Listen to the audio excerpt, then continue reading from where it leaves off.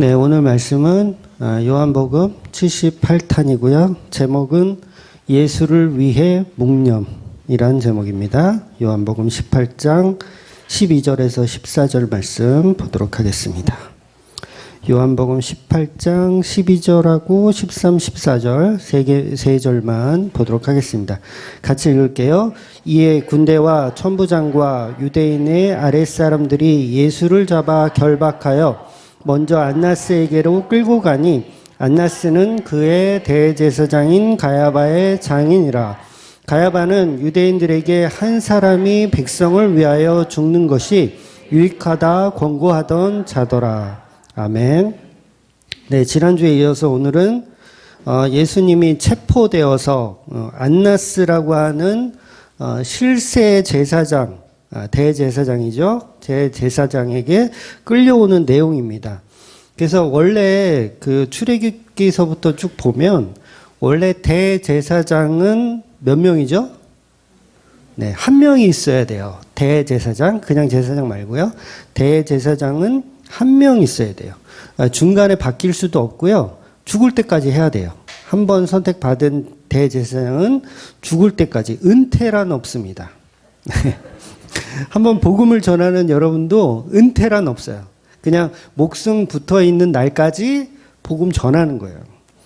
그래서 왜 그 교회에 이제 은퇴 목사라는 게 있잖아요. 그건 사람들이 그냥 만들어 놓은 어떤 그런 교회법이지 성경은 그렇지 않아요. 죽을 때까지 말씀 전하다 죽어라. 이 종신형. 그래서 대제사장은 종신형입니다. 근데 지금 오늘 본문에 보면 예수님 때의 대제사장이 거의 2명이라고 봐야 돼요. 2명이 있었던 거예요. 그러니까 이스라엘은 이미 지금 로마법에 이제 묶여 있는 존재들이잖아요. 그래서 마음대로 막 이 법을 행할 수가 없는 사람들이에요. 그러니까 로마에서 너 대제사장 하지 마 그러면 못 해요. 너 해 그러면 또 하고. 그런 상황이기 때문에 로마법을 따르는 형국이기 때문에 지금 현재 지금 예수님 때의 어떤 대제사장적 제도는 전부 개판이었다. 그런 상황이었다는 거예요. 그래서 우리나라도 보면 일제 감정기 때 보면 그 교회들이 예배하기 전에 신사참배를 먼저 한 거 아세요? 예배 드리기 전에 신사참배를 먼저 하고 예배를 드렸대요. 그러니까 일본은 우리 대한민국의 어떤 민간 종교인 신도를 가지고 어떤 한국의 종교를 비롯한 모든 문화까지도 다 짓밟으려고 했던 그런 태도. 그래서 천황을 숭배하게 하려는 의도로 이제 신사참배를 시켰고 하나님을 섬기는 교회도 예외는 아니었었죠. 그러니까 신사참배를 하지 않으면 예배에 모일 수 없도록 이렇게 한 거예요. 그러니까 어쩔 수 없이 이제 교회들이 신사참배를 하고 예배를 드렸던 거죠. 물론 이제 거기에 이제 대항하는 뭐 주기철 목사님이라든가 뭐 그런 분들이 우린 그럴 수 없다. 막 이렇게 해가지고 이제 막 고초를 당하고 이렇게 순교를 당하고 이렇게 하셨던 역사가 있습니다. 그래서 그 지금의 본문도 약간 그런 역사와 이제 비슷하다고 보시면 된다는 거예요. 그래서 대제사장은 전통적인 직분으로 보면 한 명이어야 되고 하나님의 부르심으로 그것을 유지했어야 되는데 지금 이스라엘은 그럴 힘이 없어서 이제 계승되지 못한 거예요. 대제사장 제도가 계승되지 못하고 로마에게 잘 보이기 위한 어떤 매국노 같은 인물들이 대제사장을 해먹고 있었다라고 해도 이제 무방한 거죠. 그래서 이미 이 당시 제사장적 제도들은 다 타락해 있었다. 요걸 이야기하는 거예요. 그러니까 말라기가 대제사장의 타락으로 이렇게 이야기를 하잖아요. 너희들이 완전 내 앞에서 막 우상을 숭배했다. 이게 말라기의 결론이잖아요. 누가? 제사장들이 타락했다. 그러니까 요 때는 예수님 때는 그 말라기 때보다도 어떻게 보면 더 심하게 타락해 있었던 시대였던 거예요. 그러니까 인간의 힘에 눌려서 하나님의 제도들을 계승하지 못했던 거죠. 그래서 오늘 본문에 보면 장인과 사위가 둘 다 대제사장을 해먹고 있었던 상황인 거예요. 그래서 완전한 타락을 보여주는 거죠. 그러니까 제사장들은 그 직분의 자격도 없거니와 제사장적 일도 수행하지 못하는 완전한 타락의 상태를 지금 요한은 딱 꼬집고 있는 거예요. 그래서 본문의 안나스의 사위인 가야바는 현직 대제사장이라고 할 수 있고요. 그 다음에 이 장인인 안나스는 은퇴한 대제사장으로서 여전히 실세예요. 실세. 그러니까 은퇴는 했지만 은퇴를 한 게 아니야. 여전히 그 제사장 쪽 자기의 저거를 이 권위를 이제 가지고 있던 사람이죠. 그래서 예수님을 끌어다가 안나스에게 먼저 보여준 것도 이 사람이 실세이기 때문에 그래요. 그래서 예수님을 안나스에게 지금 끌고 온 거예요. 그래서 본문의 이스라엘 현재 상황은 이미 부패하였다. 제사장까지도 부패하였고 완전 구제불능의 상황이라는 걸 지금 요한이 폭로하고 있는 거예요. 완전한 교회의 타락. 그래서 이 가짜 제사장들이 진짜 제사장인 예수님을 십자가에 못 박아 죽이는 내용인 거예요. 끔찍한 이야기를 이제 계속 펼쳐 나가는 거죠. 이게 이제 십자가 앞에까지 계속 도달하는 거예요. 그러니 진정한 제사장은 오직 예수님이라는 것을 지금 요한은 더욱 부각시켜서 설명하고 싶은 거죠. 그래서 17장에 우리가 나누었지만 그 17장의 내용이 뭡니까? 대제사장적 기도라 그래서 예수님이 진짜 대제사장으로 기도하고 있는 모습을 우리가 17장에서 본 거예요. 그래서 이미 몇 주 전에 말씀드린 대로 그 예수님이 10명의 문둥병자를 고쳐줬던 그 사건, 거기에서 너희 몸을 제사장에게 가서 보여라 이렇게 예수님 말씀하셨잖아요. 문둥병을 걸린 그 10명의 사람들이 이제 제사장 앞에 가서 검사받고 이제 좀 자유롭게 살아라 그런 의미도 물론 들어있어요. 그런 의미도 들어있지만 그 속뜻은 뭐냐면 가야바나 안나스와 같은 진짜 제사장을 찾아가라는 말이 아니에요. 그건 행정적인 절차일 뿐이고 진짜 제사장을 찾아가라 했을 때 그 제사장이 누구예요? 예수님이잖아요. 그러니까 예수님을 찾아가라 그 얘기를 속뜻으로 이야기하고 있는 거죠. 그래서 처음에는 10명 모두가 가짜 제사장을 찾아 떠나지만 도중에 병이 나왔어요. 그래서 9은 가짜 제사장을 찾아서 그냥 간 거고 나머지 1명은 다시 돌아온 거죠. 진짜 제사장이 누구인가를 성령의 은혜로 알아보고 돌아왔다라는 거죠. 물론 이 문둥병자가 모든 상황을 다 알고 이해해서 돌아왔다는 말은 아니에요. 그렇게 이해하면 안 돼요. 그냥 성도의 예표로 표현되는 것뿐이지 문둥병자가 모든 걸 다 이렇게 해탈해가지고 이렇게 돌아온 개념은 아닌 겁니다. 그래서 깨달음을 얻은 이 문둥병자 정말 대단하다 이렇게 보시면 안 돼요. 와, 9명은 못 보는 걸 1명은 봤구나. 야, 이 문둥병자 역시 얘는 대단한 애구나. 이렇게 이해하시면 안 돼요. 그냥 그 사건은 우리 성도들에게 뭔가 복음의 본질이 뭔가를 보여주기 위한 사건이지 이 사마리아 문둥병자를 본받아서 우리도 잘 저거 하자 뭐 그런 의미가 아닙니다. 그래서 예수님 발 앞에 엎드려 하나님께 영광을 돌리더라는 거예요. 다른 사람은 가짜 제사장 앞에 가서 하나님께 영광을 돌리죠. 근데 이 문둥병자는, 이 1명의 문둥병자는 예수님 발 앞에 와서 하나님께 영광을 돌리는 거. 그러니까 어디에 서 있는가, 이게 중요한 거죠. 누구를 통해서 하나님께 영광을 돌려야 되는가, 이게 중요하다는 거죠. 9은 어떤 영광을 돌렸겠습니까? 떡 먹고 배부른 곳에 영광을 돌리는 거예요. 나 고쳐준 하나님께 영광을 돌리는 거예요. 진정한 영광이 아니죠, 그건. 나 병 고쳐준 하나님께 영광을 돌리는 건 진정한 영광이 아닙니다. 그런데 1명인 문둥병자는 진짜 제사장이신 예수님 발 앞에 다시 돌아와 하나님께 영광을 돌리더라는 거예요. 그래서 예수님 앞에 돌아온 그가 영광을 돌리니까 예수님이 그 모습을 보고 야, 진정으로 하나님께 영광을 돌리는 사람이 이 한 사람밖에 없느냐고 말씀하시잖아요. 그건 뭐예요? 내 앞에서 영광을 돌려야 된다는 얘기예요. 나머지는 다 가짜 영광을 돌리고 있는 거예요. 그래서 절에 다니면서 하나님께 찬양한다고 하면 될까요? 네, 절에 다니면서 하나님 찬양하면 이단 사이비 종교를 믿으면서 나 하나님께 영광 돌린다고 하면 될까요? 누구 앞에 서 있는가가 중요한 거예요. 예수의 발 앞에 서 있어야 된다는 거죠. 그래서 그 예수의 발 앞에 서서 하나님께 영광을 돌리는 자들이 바로 그 성도이고 그 1명의 문둥병자라는 거예요. 성령의 이끌림으로 그렇게 돼요, 성도들은. 그래서 바로 그 진리이신 예수님 앞에 영광을 돌리는 거. 아홉은 아마 새카맣게 잊어버렸을 거예요. 예수가 고쳐줬다는 거 새카맣게 잊어버리고 가짜 제사장을 찾아서 너무 좋아가지고 얼마나 그 제사장 앞에 저 다 나았다고 그러면서 막 이제 열심히 하나님 믿을 거라 그러면서 제사장에게 충성 봉사를 맹세할 거예요. 그렇지 않습니까? 다 해보셨잖아요. 충성 봉사를 맹세하는 거. 그러나 그 아홉은 무슨 짓을 하고 있는 거예요? 우상 숭배를 하고 있는 거예요. 예수가 없는 하나님을 열심히 믿는 자들이 아홉이에요. 오늘날도 똑같아요. 우상 숭배를 하고 있고 그걸 신앙이라고 굳게 믿고 있더라는 거죠. 즉 가짜 제사장을 찾아가서 뭘 합니까? 이제 내 육체의 잘됨을 기도해요. 내 가정의 안위와 내 부와 명예를 관해서 그 제사장에게 나누고 그걸 믿음이라고 소통할 거예요. 결국 그런 예수 없는 가짜 신앙은 우상 숭배만 만들어내더라는 거예요. 아무리 감사해도 소용이 없는 거죠. 가짜 제사장 찾아가서 감사해요. 저 병 나았어요. 이제 모든 걸 다 할 수 있을 것 같아요. 그래도 예수가 없기 때문에 그건 우상 숭배라는 거죠.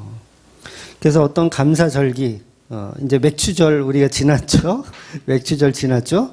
맥추절은 뭐예요? 예수님의 십자가 은혜를 되새기는 날이어야 하잖아요. 근데 그 살과 피도 모르면서 그냥 풍년을 주신 하나님께 감사하면 이게 누구예요? 아홉이에요. 그들이 절기를 지키는 거예요. 추수감사절, 맥추절 지키면서 하나님께 감사하는 거예요. 근데 예수가 빠져있는 아홉 사람의 책망받아야 할 믿음이라는 거죠. 여러분, 제사장의 의미가 뭡니까? 제사장의 의미는 죄인들이 거룩하신 하나님께 곧바로 갈 수가 없으니까 제사라는 제도를 통해서 하나님께 갈 수 있도록 그 제사를 돕는 일을 하는 게 대제사장이에요. 그러니까 죄의 문제를 해결하고 하나님과의 화목을 중보하시는 사회자 역할이죠. 그러니까 예수님 없으면 우리 하나님 앞에 갈 수가 없는 존재들인데 이 아홉은 예수 없는 중보자 없는 가짜 중보자를 세운 거예요. 그 가짜 중보자가 누굽니까? 안나스이고 가야바인 거예요. 가짜 중보자를 세워서 내가 하나님께 도달하겠다고 하는 거. 그래서 제사장의 역할은요, 전부 예수 그리스도를 모형하는 그림자들입니다. 네. 그러니까 안나스도 뭘 해야 돼요? 예수 그리스도의 그림자로서 제사장 역할을 해야 되고, 가야바도 마찬가지죠. 예수 그리스도의 그림자로서 해야 돼요. 저와 여러분은요, 왕 같은 제사장이라며요. 그럼 뭘 해야 돼요? 예수 그리스도의 그림자로 그 역할을 감당해야 되는 거예요. 그러면 그 역할을 감당하다가 진짜 예수님이 메시아가 오셨어. 그러면 이 자리를 어떻게 해야 돼요, 이젠? 내어드려야죠. 그러니까 안나스가, 가야바가 예수님을 봤어요. 메시아이신 그분이 오셨어요. 그러면 나는 모형이니까 나는 어떻게 해요? 나는 사라지고 예수님이 내 자리에 오셔야 되는데 지금 안나스나 이 가야바는 전혀 믿음이 없는 거죠. 그러니까 본문의 가야바도 안나스도 메시아이신 예수님이 이 땅에 오셨을 때 그 자리를 내어드려야 하는데 내어주지 않는 거예요. 왜? 이 자리가 좋으니까. 왜? 이 자리가 어떤 자리예요? 왕의 자리, 성령의 자리. 이 자리는 하나님의 자리잖아요. 그러니까 선악과 먹은 인간들은 그 자리를 줘요, 안 줘요? 안 줘요. 내가 왕인 것 같아. 목사도 왕인 것 같아. 안 줘. 전도사가 치고 올라와. 강도사 됐어? 어이씨. 절대 줄 수 없다. 이렇게 되잖아요. 그래서 어떻게 해서든지 자르려고. 이렇게 하고. 그 자리가 좋은 거야. 근데 누구든지 그 자리를 치고 들어오는 사람이 있다면 그 자리를 내어주는 게 복음이잖아요. 근데 안나스는 그게 싫은 거예요, 지금. 진정한 제사장은 예수님이시군요. 그리고 그 자리를 내려와야 되는데 내려올 수가 없는 거예요, 인간은. 그래서 고침받은 9명의 뭉둥병자는 그냥 한순간에 너무 기뻐서 예수님께 막 돌아와야 하는데 이들은 고쳐주신 곳에만 기뻐서 예수님 못 보는 거예요. 그러니까 먹고 살게 해놨더니 은혜를 몰라. 그러니까 안나스와 가야바가 예수님이 오셨다는 소식을 들었어. 진짜 제사장이 오셨다. 그럼 어떻게 돼요? 막 다윗처럼 춤을 추면서 그분이 드디어 오셨군요.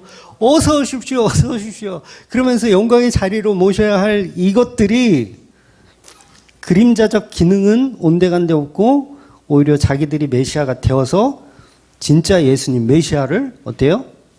죽여버리려고 하는 거예요. 내 자리를 치고 들어오려고 그래? 그러면서 죽여버리려고 하는 거예요. 오늘날 목사들도 자기들이 메시아의 자리에 있음을 빼앗기지 않으려고 아주 수작들을 부르는 겁니다. 목사가 곧 길이요 진리요 생명이니 나로 말미암지 않고는 하나님께로 갈 자가 없는 일합니까? 영생을 얻을 수 없습니다. 막 이런 식으로. 그래서 저도 그러거든요. 약간 신학적인 어떤 논리로 누군가 반대를 하잖아요. 내가 신학적인 저도 나름대로 그래도 이렇게 신학적인 어떤 그걸 이렇게 정립을 해놨거든요. 건드릴 수 없는 게 있어요. 그것도 이제 좀 안 좋은 건데 건드릴 수 없는 게 있어. 바뀌지 않는 신학적 사상이. 근데 누가 치고 들어와. 뭔가 좀 잘못됐대. 그럼 어때요? 기분이 나빠. 아이씨. 근데 여러분, 목사도 틀려야 돼요. 틀릴 수가 있고요. 그러니까 저도 틀린 설교 분명히 했을 거예요. 진짜 몇백 편의 설교를 했지만 그 설교 다시 들어보면 늘 항상 왜 내가 요 따위로 얘기했지? 좀 더 잘 설명할 수 있는데 왜 이렇게 얘기했지? 그런 게 분명히 있어요. 그래서 누구나 설교자 마찬가지고요. 완벽할 수가 없는 거예요. 완벽하면 고인간이 성경을 써야 돼. 그러니까 성경이 완성됐기 때문에 우리는 완벽한 설교를 할 수도 없고 완벽한 복음을 전할 수도 없는 거예요. 그래서 늘 실수하고 잘못된 거를 전하기도 하고 막 그러면서 주여 날 어찌해야 합니까? 나를 내 입술을 주님 찢어 주시옵소서. 이렇게 해야 된다는 거죠. 그래서 완벽한 설교자는 없습니다. 그래서 반드시 성경이 그러한가 확인하셔야 돼요. 여러분 저 믿죠? 제가 어떤 말을 해도 목사님이 한 말은 맞아요. 이러면 큰일 난다니까. 여러분 정말 그러한가를 성경을 통해서 늘 확인하는 버릇을 가지셔야 돼요. 그러니까 너무 긴가민가 하는 거 이렇게 막 그냥 믿어버리지 마세요. 꼭 확인하셔야 돼요. 그리고 질문하셔도 돼요. 뭐 답장이 언제 갈지 모르겠지만 질문하셔도 돼요. 그래서 인간이 완벽을 추구하잖아요. 나는 완벽한 설교자야. 그러면 그게 이제 불교에서 말하는 해탈이잖아요. 나는 득도했다. 올랐다. 경지에 올랐다. 그러니까 성경에 보면 사도들도 실수 많이 하는 거 아세요? 사도들도 실수해요. 자기들 마음대로 성령이 오시기도 전에 사도를 뽑아요. 마띠아를 뽑잖아요. 그것도 제비뽑기로 뽑아요. 바나바와 바울은 어때요? 초신자의 연약함을 보고 둘이서 막 싸워요. 이거 멱살 받고 싸웠을 거야. 막 치고받고 했을지도 몰라. 막 싸워요. 이게 뭐예요? 서로 잘났다는 거죠. 완벽한 사도가 없잖아요. 사도도 완벽하지가 않는데 어떻게 완벽한 설교자가 있을 수가 있냐고요. 그 자체가 교만이고 그 자체가 가야바이며 안나스인 거예요. 자기가 완벽하다고 생각하는 그런 교만의 상태가 이게 악마적인 습성이에요. 저도 그게 있어요. 아마 여러분도 있을 거예요. 누가 옆에서 다른 의견을 제시하면 악마적인 습성이 나와가지고 이제 막 짜증나죠. 막 짜증내고. 그러니까 신학 공부를 하는 것도요. 내가 완벽해지려고 하시면 안 돼요. 내가 완벽해져야지 누구한테 말빨로 이겨야지. 그래서 신학을 공부하면 뭐예요? 논쟁에 승리하기 위한 도구가 되잖아요. 그런 분들은 죄송하지만 신학 공부를 안 하시는 게 좋아요. 그냥 자기 자신을 위해서 안 하는 게 좋습니다. 근데 인간이 아니고 인간이 악마가 되어가기 때문에 그런 걸 추구하는 거예요. 나의 지식의 지적 능력이 너를 이겨야지. 어디 집사가 권사한테 너의 지적 능력을 내가 이길 거야. 그러니까 하나님이 천사를 만들어 놨더니 이 천사가 교만하여 타락하여 뭐가 돼요? 악마가 되잖아요. 사탄이 되잖아요. 인간도 마찬가지예요. 인간을 창조해 놨더니 인간이 타락하여 뭐가 돼요? 마귀가 되는 거예요. 그러니까 마귀 막 여기 있다 저기 있다 할 게 아니라니까요. 졸고 있으면은 졸음 귀신이 와서 지금 우리를 졸리게 하고 있다 이게 아니고 내가 좋은 거예요. 그럼 내가 마귀인 거지 뭘 누가 졸음 귀신이 어디 있어. 그러니 마귀를 대적하는 기도는 어떤 기도여야 합니까? 나를 대적하는 기도여야 하는 거예요. 자기 부인을 나는 왜 안 될까라는 이 마귀 새끼를 어떻게 쫓아낼까 하는 나를 대적하는 기도를 하셔야지 어디 마귀들을 왜 대적하려고 그래. 전부 테마사가 돼가지고. 그러니까 우리 속에 있는 불신앙과 대적하는 게 대적 기도예요.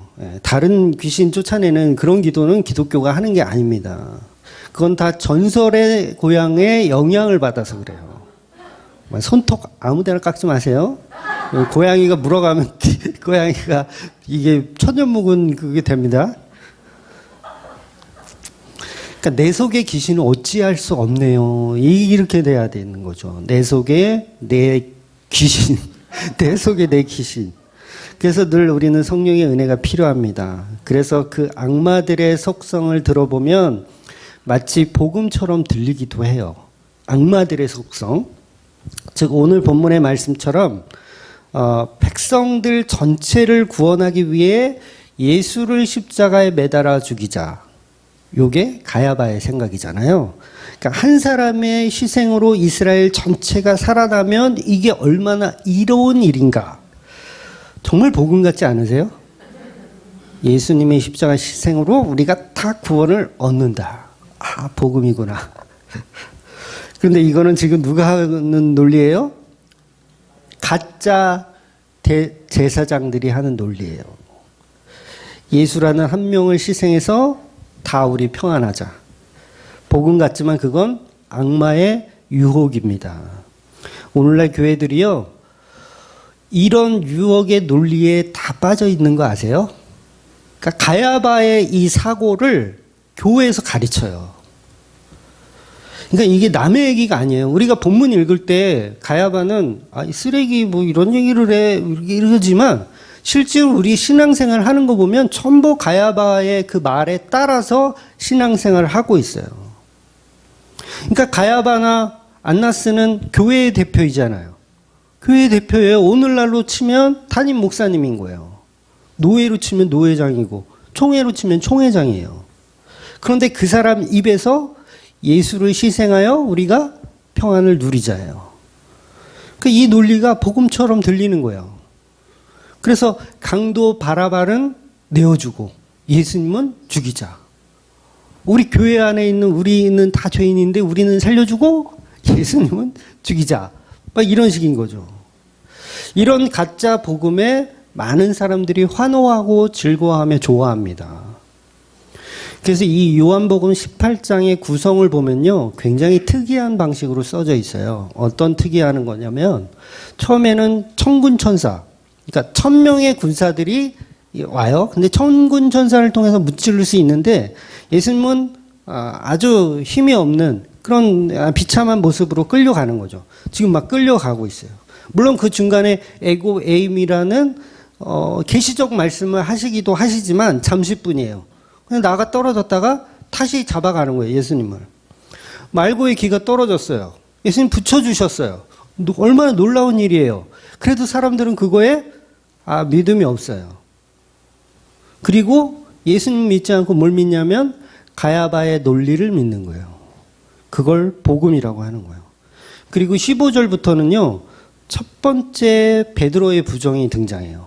15절부터 첫 번째 베드로의 이 부정이 등장하는데 이게 첫 번째, 두 번째, 세 번째 이어지는 게 아니라 또 중간에 안나스의 이야기가 또 등장하는 거예요.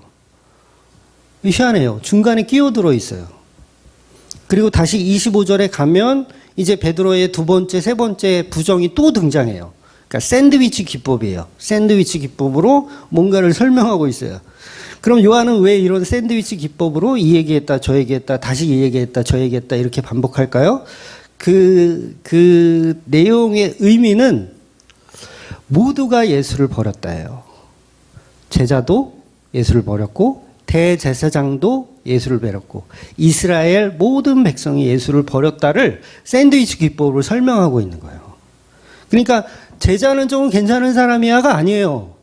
안나스나 베드로나 지금 한국 교회나 중앙교회나 다 똑같다. 결국 가야바의 그 논리, 예수를 희생시켜 우리가 구원을 얻어보자라는 논리를 다 같이 뭐 어땠다? 믿고 있다. 그런데 그게 진리가 아니다. 요걸 지금 요한이 설명하고 있는 거예요. 제자나 교회나 하나같이 예수를 죽여서 구원을 얻어보자. 그걸 좋아하더라는 거예요. 구원에 환장한 한국교회. 구원에 환장한 한국교회. 그러니까 교회 다니는 사람들이 교회 안 다니는 사람보다 더 악마예요. 더 악마예요. 하나님을 잘 믿는다고 하는 사람들이 지금 뭐 하고 있어요? 예수님을 결박하고 있어요. 하나님 잘 믿는다는 사람들이 예수님을 결박하고 있어요. 오히려 이방인인 빌라도는 예수님의 죄를 찾지 못해요. 난 모르겠는데 무슨 죄를 지은 거야? 얘 그냥 미친 거 아니야? 어? 난 모르겠는데. 교회만 진리를 몰라요. 교회만. 특이하죠? 교회만 진리를 몰라요. 왜 모르냐면 자기 구원에 심취해 있어서 그래요. 자기 구원에. 구원하러 온 사람이 먼저 죽는 거죠. 구원하러 온 사람이 먼저 죽어버리는 거죠. 왜? 자기 구원만 보니까 그래요. 오히려 빌라도와 세상 사람들은, 그러니까 여기서 세상 사람들은 로마인을 얘기하는 거예요. 일반 계시를 통해서 예수님을 희미하게라도 봐요. 지금의 세상 사람도 마찬가지예요. 일반 계시를 통해서 예수님을 희미하게라도 봅니다. 그런데 교회들은 그걸 못 봐요. 그러니까 여러분 잘 아는 드라마가 있어요. 요새 핫하고 한물 갔나? 그 제목이 나의 해방일지라는 제목이에요. 아마 보시는 분 계실 거예요. 나의 해방일지. 그 대사 중에 굉장히 좀 충격적인 내용이 있어가지고 저희 집사람이 저한테 이제 제보를 해주더라고요. 그런 내용이 있었다. 그래서 제가 찾아서 이제 봤죠. 근데 이거는 그냥 기독교 드라마도 아니고 그냥 일반 드라마예요. 그러니까 시청률에 미쳐가지고 이렇게 한번 대박 나겠다 하라는 그런 평범한 드라마예요. 그 드라마 중에 그런 대사가 있어가지고 이게 여주인공의 독백 장면이거든요. 제가 천천히 한번 읽어드릴게요. 이거 기독교 영화 아니에요. 그냥 일반 드라마예요. 여주인공이 이제 시골에서 이렇게 사는 게 막 너무 싫은 거야. 그래서 서울로 출퇴근하는 게 이게 싫어. 그래서 막 짜증내는 그런 상황의 삶을 살고 있는 사람이 독백이에요. 들어보세요. 어릴 때, 교회 다닐 때 기도 제목을 적어내라는 게 있었는데 애들이 쓴 걸 보고 이런 걸 왜 기도하지? 성적, 원하는 학교, 교우 관계, 고작 이런 걸 기도한다고? 신한테? 신인데? 난 궁금한 건 하나밖에 없었어. 나 뭐예요? 나 여기 왜 있어요? 91년 이전에도 존재하지 않았고 50년 후면 존재하지 않을 건데 이전에도 존재했고 이후에도 존재할 것 같은 느낌, 내가 영원할 것 같은 느낌, 그런 느낌에 시달리면서도 마음이 어디 한 군데도 한 번도 안착한 적이 없어. 이불 속에서도 불안하고 사람들 속에서도 불안하고 난 왜 딴 애들처럼 해맑게 웃지 못할까? 난 왜 늘 슬플까? 왜 늘 가슴이 뛸까? 왜 다 재미없을까? 인간은 다 허수아비 같아. 자기가 진짜가 뭔지 모르면서 그냥 연기하며 사는 허수아비. 어떻게 보면 건강하게 잘 산다고 하는 사람들은 이런 모든 질문을 잠재워두기로 합의한 사람들일 수도. 인생은 그런 거야. 어떤 거짓말에 합의한 사람들, 난 합의 안 해. 죽어서 가는 천국 따위는 필요 없어. 난 살아서 천국을 볼 거야. 요 내용이에요. 자, 여기까지가 나의 해방일지 11화 중 대사 내용이었습니다. 그러니까 일반 계시를 보고 있는 세상 사람들도 지금의 한국 교회의 방향성이 엉터리라는 걸 알아요. 왜 이런 걸 기도하지? 성적? 학업? 왜 그런 걸 기도하지? 신한테. 뭘 기도해야 되겠어요? 나 왜 만들었어요? 난 뭐예요? 이런 걸 세상 사람들도 안다는 거예요. 근데 우리 교회만 앉아서 뭘 기도해요? 돈 주세요. 부자 되게 해주세요. 병 고쳐주세요. 이거 기도하고 있잖아요. 고작 신한테 50년 후면 사라질 그 존재의 부유함을 위해서 기도한다고? 이거 얼마나 부끄러운 이야기예요. 이게 세상 사람들이 보는 한국교회의 시각이라면 얼마나 부끄러운 상황이냐고요. 교인들은 교회에 앉아서 가야바의 논리처럼 예수님을 십자가에 매달아 죽여 우리의 구원을 성취하자라는 논리로 예수님을 믿는 척하면서 예수님을 멸시, 천대하며 뺨을 때리고 있는 거예요. 예수를 학대하며 십자가에 매달아 죽이고 있는 거예요. 왜? 네가 죽어야 내가 구원을 받으니까. 예수님을 때려 죽이고 있는 거예요. 왜? 나에게 복을 줄 때까지 때려 죽이는 거예요.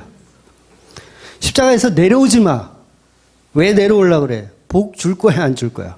너 나를 옆에 강도가 그러잖아요. 너 나를 구원해봐. 구원해봐. 안 그러면 내려가지 마. 구원해놓고 내려가. 이 뭐요? 불신앙하는 교회의 모습이라는 거예요. 바나바는 살려주고 너는 거기서 죽으라는 거예요. 그러니 한 사람의 희생으로 인류를 구원하자. 이 말이 교회의 대표인 대제사장 가야바가 말하더라는 거예요. 얼핏 들으면 복음인 것 같지만 복음이 아니라는 거죠. 그런데도 많은 사람들은 여전히 예수님의 십자가를 이런 식으로 믿고 있다는 거예요. 예수님의 희생으로 구원을 얻자. 그러니까 문자적으로는 맞는 말 같지만 이게 십자가의 목적이 달라버리는 거예요. 단순히 인간 구원이 목적이다가 가야바의 논리지만 성경은 인간 구원이 목적이 논리가 아닙니다. 그래서 성도는 내 구원의 관심보다는 십자가의 은혜를 먼저 보는 자들이에요. 이게 비슷한 것 같지 않아요? 근데 전혀 다른 내용인 거예요. 그 차이가 뭔지 아세요? 결국은 사랑이에요. 이 차이가 사랑이에요. 가야바는 사랑 없는 희생을 이야기하고 있는 거예요. 예수를 죽여서 가야바가 예수를 사랑합니까? 안 사랑해요. 예수를 죽여서 우리에게 평안을 얻어보자. 근데 성도는 뭐예요? 사랑하는 예수여야 한다는 거예요. 사랑하는 예수. 복음인 것 같지만 이게 달라요. 비슷한 것 같지만 다른 거예요. 그러니까 교회들은 뭐예요? 예수를 이용하여 우리의 구원을 성취하자예요. 그러니까 오늘날의 이 교회들에서 그런 걸 가리킨다면 죄송하지만 마귀일 가능성이 굉장히 큰 거죠. 힘을 가진 자. 안나스, 가야바, 힘을 가진 자. 이들이 말하는 거 다 그대로 믿어버리고. 한마디로 내 편한 대로 믿는 거죠. 내 편한 대로. 즉 기본적인 교리를 인간의 구원의 목적으로 두고 있는 거예요. 성경 마음대로 해석하는 거죠. 교회법을 그렇게 만들어요. 그런데 성도는 예수님의 제물 대심으로만 끝나지 않고 그 제물 대신 예수를 사랑하는 존재들이라는 거예요. 이건 완전히 다른 결과를 만들어내게 됩니다. 왜 그 6월절 어린 양을 바로 잡는 거 아니라 그랬잖아요. 6월절 어린 양과 집에서 같이 살아야 돼요. 며칠을 살아요. 며칠 살다가 6월절 날이 되면 그거를 이렇게 잡아먹어야 돼요. 이게 뭐예요? 사랑하는 어린 양을 드려야 된다는 얘기예요. 그러니까 6월절이 되면 어린 양을 배신한 인간, 어린 양을 배신한 인간. 이게 예수님의 사랑을 표현하기 위한 시스템인 거죠. 그러니까 베드로의 배신도 똑같은 개념인 거예요. 베드로가 예수님을 같이 이렇게 3년 반 이렇게 지내잖아요. 얼마나 친하게 지내요. 근데 배신하는 거. 그 얘기는 뭐예요? 예수 죽게 놔두는 거죠. 여러분, 아벨이 드린 어린 양은 아벨에게는 뭐죠? 너무너무 사랑하는 어린 양이에요. 요 개념을 이해하셔야 돼요. 아벨이 드린 그 양은요, 아벨을 사랑하는 존재예요. 다른 사람에겐 그 양은 그냥 고깃덩어리고 쓰레기에 불과해요. 육식을 안 했기 때문에 쓰레기가 맞아요. 그 쓰레기인데 아벨에게는 그 어린 양이 사랑스러운 어린 양이죠. 얼마나 예뻐하며 키웠을까요? 태어날 때부터 지금 근 1년을 키웠을 텐데, 그런데 그걸 생명을 취해서 하나님께 드리는 거예요. 그 사랑하는 그 존재를 생명을 취해서 하나님께 드리는 거. 요걸 히브리서가 믿음이다라고 정의하는 거예요.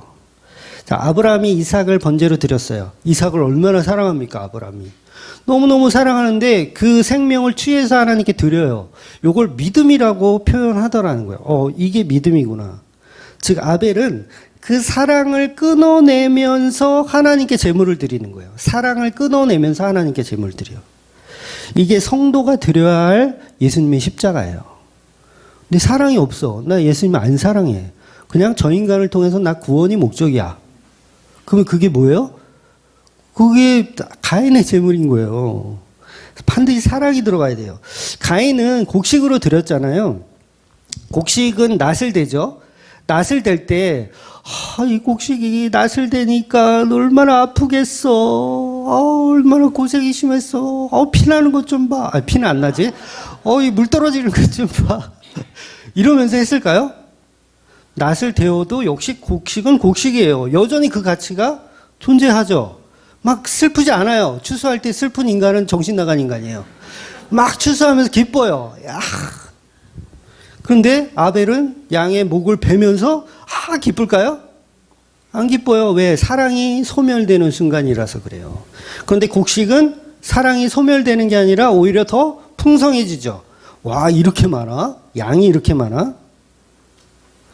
그러니까 이 차이가 뭐예요? 사랑이 있고 없고예요. 가인은 나의 피땀 눈물을 여전히 존재하는 걸로 하나님께 드리는 거예요. 나의 피땀 눈물이 존재해요. 그런데 아벨은 사랑하는 그게 사라지죠. 죽이니까 사랑하는 게 사라져. 요걸 드렸다는 거예요. 여전히 그 존재는 추수할 때 낫을 데워도 그 존재는 유효하잖아요. 근데 어린 양은 유효하지가 않아요. 칼을 대는 순간 끝이에요. 이건 쓰레기로 변하는 거예요. 살아있을 때는 너무 예쁜 어린 양이지만 칼을 대는 순간 쓰레기가 되는 거. 그러니까 피땀 눈물의 결과가 없는 거예요. 아벨한테는 나의 피땀 눈물을 전가시킬 뭐가 없어. 왜? 죽어버렸기 때문에. 산채로 드린다면 좀 모르겠어. 산채로 막 승천해, 이게. 살아있는 상태로. 그럼 모르겠어. 그게 아니라 죽이는 거잖아요. 칼을 대는 순간 쓰레기만 남는 걸 드리는 거예요. 그래서 아벨의 제물은 사랑하지만 버려지는 제물이에요. 사랑하지만 버려지는 제물. 성도들이 하나님께 드리는 내가 사랑하는 예수가 바로 이 제물이어야 한다는 거죠. 반드시 이 제물은 그래서 사랑이 있어야 되는 거예요. 그래서 예수님이 베드로에게 나중에 물어볼 때 막 구구절 잘 안 물어봐요. 딱 하나 물어봐요. 너 나를 사랑하니? 왜? 제물을 만들어 주시려고 그래요. 내가 십자가에 이룬 그게 너희들이 나를 사랑하는 그 마음에서 내가 죽어야 돼. 근데 너희들 나 사랑 안 하잖아. 그래서 성령을 통해서 너희가 나를 사랑하게끔 내가 이제 만들어 갈 거야. 그래서 그 질문을 하시는 거야. 네가 나를 사랑하느냐? 이 질문. 처음에는 우물쭈물 하다가 순교할 때 되면 어때요? 그 사랑을 알았어, 이제. 그 사랑을 아는 거야. 예수님이 나의 십자가 제물 되심이 온전한 제물로 드려졌으면 아는 거야. 내가 아벨처럼 내가 사랑하는 어린 양을 드렸구나. 이게 되는 거예요. 지금은 몰라요. 이제 다음 주면 이제 배신하고 막 지랄을 할 거예요. 지금은 몰라요. 그래서 사랑이 없으니까 그 결과에 대해서 가인은 만족하지 못하는 거예요. 왜냐하면 그건 내 수고의 결과물인데 이걸 안 받아. 근데 아벨은 뭘 달라고 할 게 없죠. 이미 죽어버렸으니까 가치가 없어요. 가치가 없어요. 이미 죽어버렸어. 그러니까 하나님께 내 제사, 제물 왜 안 받아요? 이럴 만한 경황도 없어요. 그냥.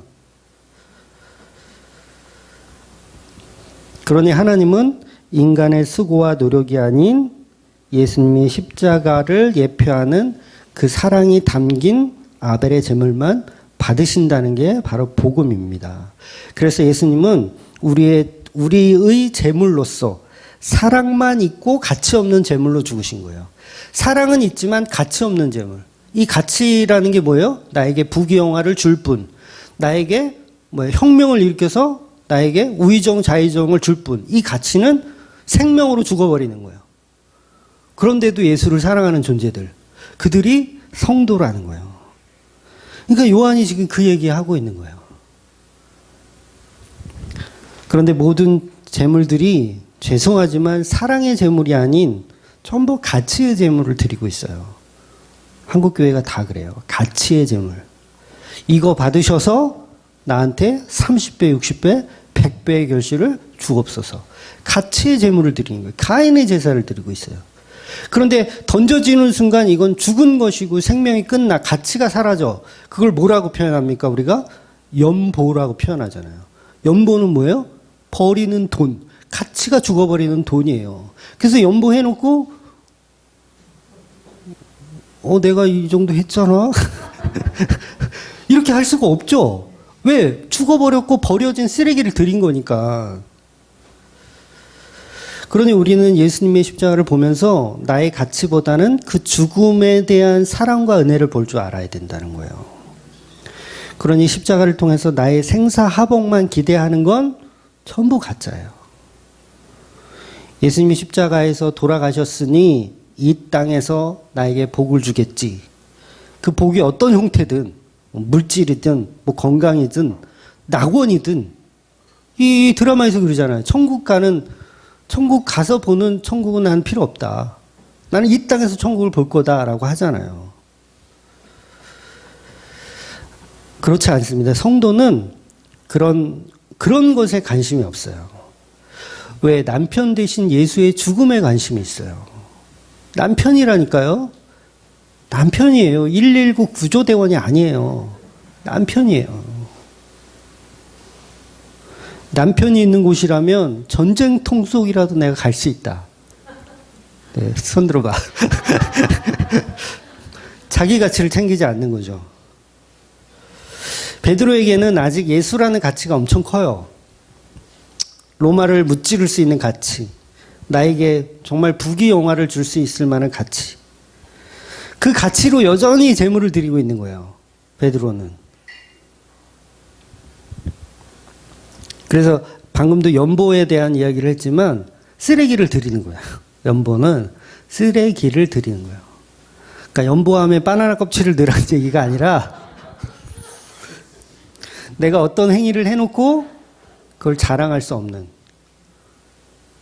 왜냐하면 생명이 끊어진 그 존재를 드리는 거니까. 그래서 재물 대신 예수님. 우리 성도는 아무런 가치 없이 무기력하게 죽은 예수를 드려야 돼요. 예수를 이용하려고 하지 마세요. 무기력하게 죽은, 나에게 아무것도 해줄 수 없는 예수님의 십자가로 믿으셔야 된다는 거예요. 이게 진리예요. 근데 교회들이 이걸 안 가르치고요. 나에게 가치를 줄 예수를 믿게 해요. 그러니까 나에게 가치를 줄 예수를 믿으면서 신앙생활을 하려면 그분은 연보를 하지 마세요. 가인의 제사일 뿐입니다. 여러분 돈을 사랑하잖아요. 아닙니까? 돈을 사랑해요. 그런데 그 돈에 생명이 끊어지는 거예요. 가치를 끊어버리고 그걸 연보로 드리는 개념. 그러니까 예수님의 사랑을 아는 자만 연보할 수 있는 거예요. 그래서 우리가 예수를 통해서 얻어지는 유익을 먼저 생각하고 믿는다면 반드시 저와 여러분에게는 닭 울음소리가 필요합니다. 이게 또 지 살겠다고, 또 지 생명 감옥 안 가려고, 이 채찍 안 맞으려고.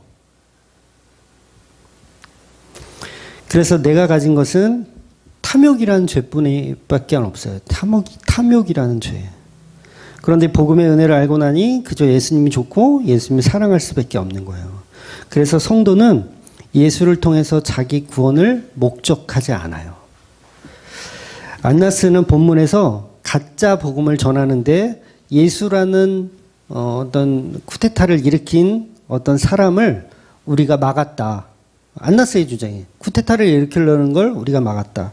그래서 그 예수를 십자가에 죽여서 우리는 로마로부터 멸망당할 것을 이제 당하지 않고 평안해졌다. 그러니 어떻게 해야 돼요? 예수를 위해 묵념. 이해가 되세요? 이 말이? 오늘날 교회들이요, 이 수준이에요. 십자가에 죽은 예수를 위하여 묵념. 왜? 사랑하는 존재가 아니에요. 6.25 때 우리를 위해서 막 총칼에 돌아가신 군인들을 위해서 우리 어떻게 합니까? 묵념.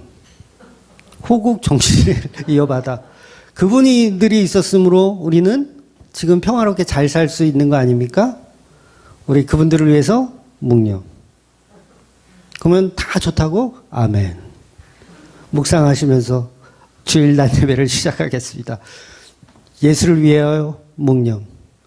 뭐요? 다 묵념하는 거예요. 이게 바로 악마들의 논리라는 거예요. 가야바의 주장이죠. 예수를 위하여 묵념. 했을까요? 안 했을까요? 분명히 했을 거라고 봐요. 가야바는 예수를 죽여놓고 저 쿠데타를 우리가 막았다. 죄가 없었지만, 가야바가 죄 없다는 거 분명히 알아요. 죄가 없었지만 어쩔 수가 없었다. 예수를 위하여 묵념. 교회들이 다 그거 하고 있는 거예요.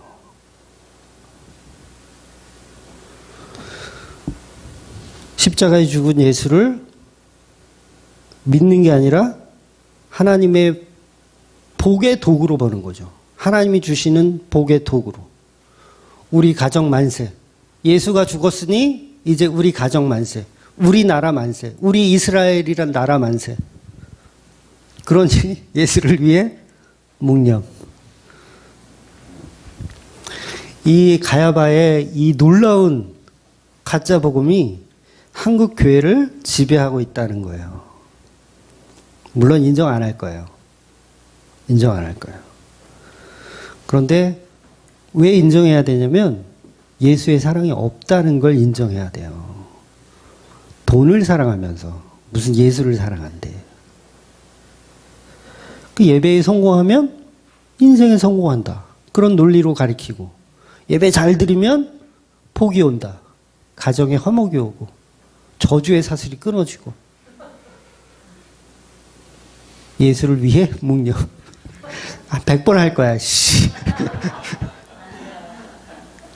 그러니까 성경이 그러한가를 따져보지 않고 그냥 전통이에요. 가야바 때부터 내려온 그 전통이 지금 한국 교회까지 지금 계속 유지가 되어 있는 거예요.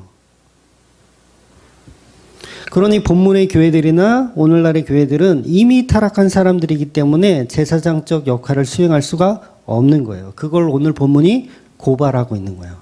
예수를 위해 묵념하는 것들아, 너희들은 다 베드로다. 이렇게 고발하고 있는 거예요. 그러니 본문의 재판은 그 자체가 불법이고 예수님을 이용하여 구원받지 않은 가짜들의 손에 의해서 예수님은 살해당하는 겁니다. 지금도 예수님은 교회들에 의해서 살해를 당하고 있어요. 저는 사랑을 할 때 가장 두려운 게 있어요. 뭐냐면 이별이 너무 아파요. 이별이 너무 아파요. 죄송해요. 개인적인 이야기지만 평생을 같이 할 사람이 생긴다면, 우리 총각들 중에서, 부부도 마찬가지죠. 평생을 같이 할 사람들이 생긴다면 후회 없이 사랑하라고 저는 이야기해 주고 싶어요. 후회 없이 사랑해라. 아무것도 남기지 말고 다 쏟아내어라. 모든 사랑 다 주어라. 그래야지 나중에 헤어질 때도 후회 없이 보내줄 수 있다. 이해가 되시나요? 개인적인 겁니다. 그러니까 인간을 위한 십자가는 복음이 아니며 전부 가야바의 거짓 복음이라는 거예요. 그렇다면 이미 말씀드린 대로 진짜 복음이 뭔가요? 진짜 복음은 바로 사랑이라는 거예요. 사랑. 이 사랑은 성부, 성자 하나님이 피조물에게 주시는 은혜예요. 사랑 있는 자로 재창조해 나가는 거예요. 누구를 사랑하는 자? 예수를 사랑하는 자로 재창조해 나가실 거예요. 그래서 은혜 받은 성도들은요, 예수를 사랑해요. 이건 기적입니다. 한 번도 보지 못한 분을 사랑해요. 나머지 교회를 사랑하지 않는 분들은 뭐 한다 그랬어요? 아니, 않는 것들은 뭐 한다 그랬어요? 예수를 사랑하지 않는 것들은 교회에서 예수를 위해 묵념. 묵도하심으로 예배를 시작해서 예수를 위해 묵념. 감흥이 없는 거죠. 그런데 성도는 예배라는 자리가 뭐예요? 기쁘고 설렐 수밖에 없어요. 왜? 사랑하는 예수의 말씀을 듣는 거니까. 그게 정상이죠. 설레는 게 정상인 거예요. 그런데 감흥이 없어. 예수를 위해 묵념이야, 그냥.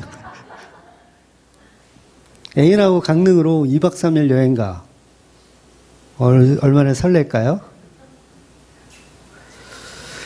그러니까 찬양하고 기도하고 예배하는데 감흥이 없다면 혹시 나는 예수를 위해 묵념하고 있지는 않은가? 우리는 깜짝 놀라셔야 돼요. 아, 내가 지금 베드로의 모습이구나. 내가 예수를 사랑하는 게 아니라 예수를 이용하고 있구나. 아, 이게 베드로의 모습이지. 다음 주부터 목사님이 지겹게 설명하실 텐데 그 모습이지. 그래서 여러분, 인간 구원하는 것은 복음의 목적이 아니라는 거예요. 이미 17장에서 본 것처럼 예수님은 아버지를 영화롭게 하기 위하여 십자가를 지시는 것이고 또한 그 아들을 영화롭게 하기 위해서 십자가를 지는 거예요. 이 영화로움에 참여된 우리는 우리 구원이 목적이 아니지만 우리는 조연으로 등장하지만 뭐예요? 예수님을 사랑하는 거예요. 그러니까 우리 구원이 일 목적이 아니라는 거죠. 단순하게 생각해도 왜 그런 영화들 같은 거 보면 왜 주인공이 맨 마지막 씬에서 죽는 경우가 있잖아요. 그러니까 지금 생각나는 건 이 아마겟돈이라는 영화를 보면 브루스 윌리스인가요? 그분이 이렇게 그 해성에 가서 해성을 폭파시키는데 빠져나와야 되는데 못 빠져나와. 그래서 죽어. 아, 이렇게 다 스포하면 안 되나? 옛날 영화니까. 그래서 죽어. 근데 제 기억으로는 그래요. 죽은 걸로 알아요. 죽었어요. 그랬을 때 영화가 주는 목적이 뭡니까? 브루스 윌리스의 희생과 사랑을 이 영화는 담고 싶은 거예요. 근데 멍청하게 그걸 못 보고, 아, 사람들이 살아난 게 그 브루스 윌리스 때문에 살아난 사람들에게 초점을 다 맞추죠. 어디만? 교회만. 세상 사람들은 그렇게 안 봐요. 브루스 윌리스의 이 엄청난 사랑과 희생을 박수를 치는데 교회들만 앉아서 아, 우리가 살아났구나 그러고 있는 거예요. 교회만. 아, 특이한 집단이에요. 교회만. 이거는요 7살짜리 어린애도 알아요. 구원이 목적이 아니라 예수님의 십자가의 사랑이 얼마나 큰지를 세상에 선포하고 싶으신 거예요. 그런데 멍청하게 우리는 우리가 구원받은 거, 우리가 가야 할 파라다이스의 어떤 그거에 심취해서 예수님을 사랑할 줄 모르는 거예요. 교회들만 그 해석을 못 한다는 거예요. 저와 여러분이 교회잖아요. 저와 여러분이 그 해석을 못 해요. 막 여기서 아멘 아멘 하잖아요. 집에 갈 때 허리만 좀 아파봐. 하나님 고쳐주세요. 고쳐주세요. 십자가의 보혈로 고쳐질지어다. 이러고 있잖아요, 우리가. 그러니까 여전히 예수를 위해 묵념하고 있는 거죠. 그러나 성경은 인간을 위한 십자가가 본질이 아니고 예수님의 크신 사랑이 얼마나 큰지를 선포하고 싶은 게 목적이라는 거예요. 그래서 그 아들 예수를 자랑하고 있는 것이고 우리 성도도 십자가에 달린 그 예수를 자랑하는 것이 목적이어야 돼요. 예수님 사랑이 이렇게 커. 우리를 구원하실 그 은혜가 이렇게 커라는 걸 자랑해야지 나 구원받았음을 간증하고 다니라는 얘기가 아니에요. 이게 비슷한 것 같아도요. 이게 오면이 다른 내용인 거예요. 그러니까 물론 예수님이 십자가의 죽음으로 나를 구원하셨다. 이 말이 틀렸다는 말이 아니에요. 이 말을 쓰지 말라. 그런 얘기도 아닙니다. 쓰세요. 많이 쓰세요. 예수님이 나를 위해 돌아가셨다. 쓰세요. 상관없어요. 쓰세요. 이건 사랑하는 성도들만 할 수 있는 고백이기도 하니까 쓰세요. 상관없어요. 그러나 본질이 인간 구원이 목적이 아니고 예수님의 사랑이 얼마나 큰지를 선포하고 싶은 거예요. 제가 예를 하나 들어드리고 이제 마무리할게요. 왜 그 부모가 이제 몹쓸 병에 걸렸어. 예를 들어서 이제 간 이식이 필요하다거나 아니면 콩팥을 제공받아야 한다거나 막 그랬을 때 장기를 부모님한테 떼주는 경우가 있잖아요. 자식이 부모에게 장기를 떼어주는 경우가 있어요. 저는 개인적으로 제가 그런 병에 걸리더라도 절대 아이들 장기를 떼지 마세요, 여보. 절대 떼지 마세요. 저는 그냥 죽는 게 좋습니다. 절대 떼지 마시고. 이건 개인적인 바람이고, 개인적인 바람인데 아마 부모 마음은 다 똑같지 않을까요? 여러분 죽을 때 여러분 자식의 콩팥을 빼고 싶습니까? 네. 그건 아니죠. 하기를 원치 않아요. 부모 마음은 다 그럴 거예요. 저 유언입니다. 절대 하지 마세요. 근데 제가 방심한 틈을 타서 저를 전신마취를 시켜놓은 틈을 타서 우리 큰아들의 장기를 떼어서 콩팥을 떼어서 우리 큰딸의 간을 떼어서 저를 붙여놓고 살렸어 라고 한번 가정을 해봅시다. 제가 살아났어요. 상황을 알게 됐어. 그랬을 때 와, 나 죽을 뻔했는데 살았네. 아, 이거 너무 좋다. 막 이럴까요? 아니면 이게 무슨 짓이냐고. 이게 도대체 무슨 짓이냐고 마누라를 주업해. 그쵸? 이게 맞죠? 그러니까 성도는요, 나를 구원해 주신 예수님께 기뻐할 일이 아니라 그 십자가의 은혜가 얼마나 큰지를 봐야 된다는 거예요. 그러니까 막 아버지가 호통을 치는 거예요. 너 이게 무슨 짓이냐고. 이게 효도인 것 같냐고. 이게 불효지. 이게 무슨 효도냐고. 내가 살면 뭐 몇 년이나 더 산다고 나를 네 콩팥이 이게 미쳐가지고 이게 막 혼을 내잖아요. 근데 이 자식은 그러는 거예요. 나는 다시 태어나도 아버지한테 또 드릴 거라고. 아버지 또 이런 일이 있으면 나는 또 드릴 거라고 막 이러는 거예요. 서로 부둥켜 안고 울 수밖에 없는 상황. 이게 뭐예요? 사랑이잖아요. 사랑. 그러니까 누가 옳다 또 이걸 또 밥 먹으면서 아 자식이 옳지 아니야 부모가 옳지 이렇게 싸우라는 얘기가 아니라 서로 사랑한다는 거예요. 근데 교회들이 그 사랑이 없어요. 예수를 이용하여 우리 건강하면 돼. 예수 옆구리 찔러서 내 콩팥에 끼우면 돼. 내 생명 유지하면 돼. 그러니까 끝까지 살려달라고. 십자가의 보혈로 나를 치료하여 주시옵소서. 뭐 이러고 있잖아요. 아닙니까? 안 해보셨어요? 주의 보혈을 집중하면서. 그래서 사랑하는 성도는 예수님으로부터 장기를 띄어받은 존재이기 때문에 사는 동안 그 사랑의 은혜에 감동해서 살 수밖에 없어요.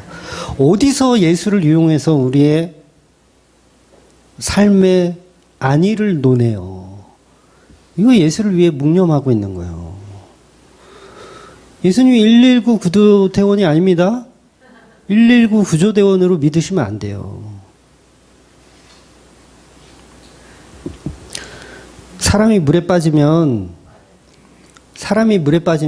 누가 구해주러 오잖아요. 그럼 어떻게 해요? 그 구해주러 온 사람 대가리를 잡고 그냥 밀어넣는 거야. 지 살겠다고. 요게 지금 한국 교회의 모습인 거예요. 십자가를 지러 오신 예수를 지 살겠다고 계속 십자가 너 죽어. 그래야 내가 사니까. 그렇지 않아요. 성도는 그 사랑으로 계속 거듭나고 그 사랑을 계속 배워가는 겁니다. 그래서 처음엔 잘 모를 수 있어요. 예수님 내가 사랑하나? 잘 모를 수 있어요. 베드로의 과정이에요. 이제 그 사랑이 점점 커질 거예요. 그러면 양육되어져야 하죠. 말씀으로 양육되어지는 거예요. 말씀은 곧 뭐예요? 예수의 사랑. 그 예수의 사랑 배우는 거예요. 예수님이 신부된 교회를 얼마나 사랑하는지를 계속 배우는 거예요. 그래서 그 배움을 통해서 예배 자리에 나아가고 찬양의 자리에 나아가고 그러면서 예수를 더욱 사랑하게 되는 겁니다. 그 사랑의 은혜가 저와 여러분 안에 있기를 주의 이름으로 축원드리겠습니다. 아멘. 기도하겠습니다.